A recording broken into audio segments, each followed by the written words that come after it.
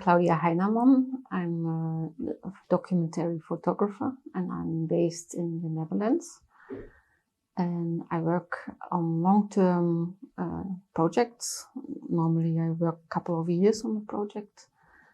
And my main topic is the aftermath of war and history from this time.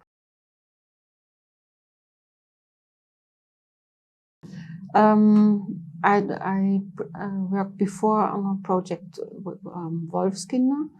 That was the first time that I came to Lithuania to work on that project. And that was about war orphans who were on the flight from Kaliningrad, what at that time it was Königsberg, to Lithuania. And they found shelter at farmers in Lithuania. And while we were interviewing them, they often mentioned that the farmers did that with the danger to get deported to Siberia. And I kept that in my mind, that because I thought I know about the Gulag camps, but I don't know about deportations, and especially not about women and children. So I realized that my knowledge about the topic is not, I didn't know much about it. So when I finished with Wolfskinder, I directly started with research about the deportations.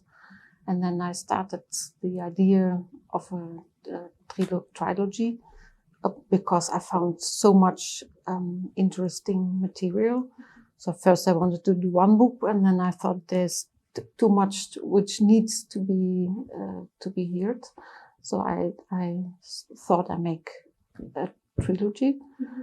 And I still think there's much more, so that there could be 4 or 5 parts. There's so much, interesting to tell about this topic. And in the Western countries, we do not know much about it. And I think we should need more about it, that history. I visited different archives in Lithuania, Latvia, and Estonia.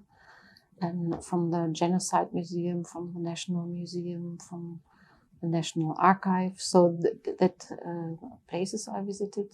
And there I was searching for photos which related to specific topics within the big topic. And I took photos so I received that material. And I took photos from people I interviewed from their personal photo albums.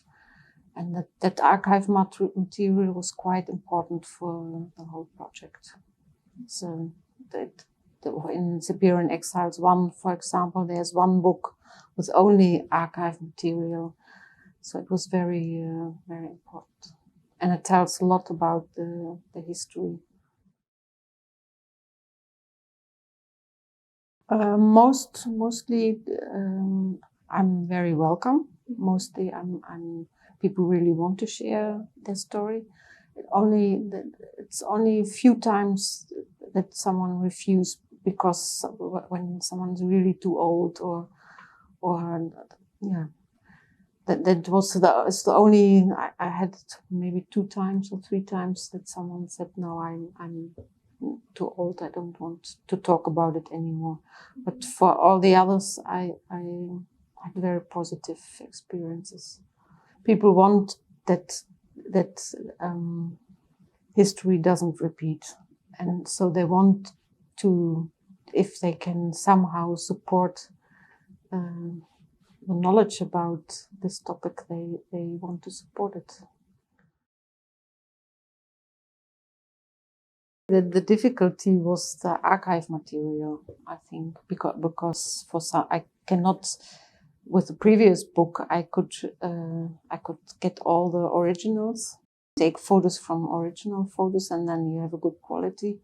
And now I had to work with archive material, which I only could download from internet, because the archives in Russia are closed for some topics. So that was a difficulty to make that photos good enough. The colors are correct, and that everything is bright enough, and that's that's the main thing.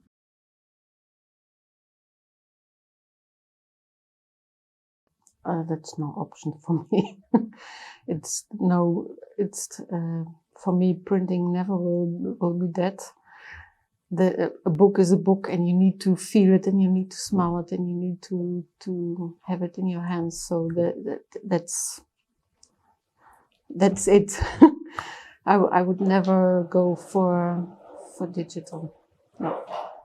It can be supportive, of course. Websites about topics can be very useful, but it would not be all.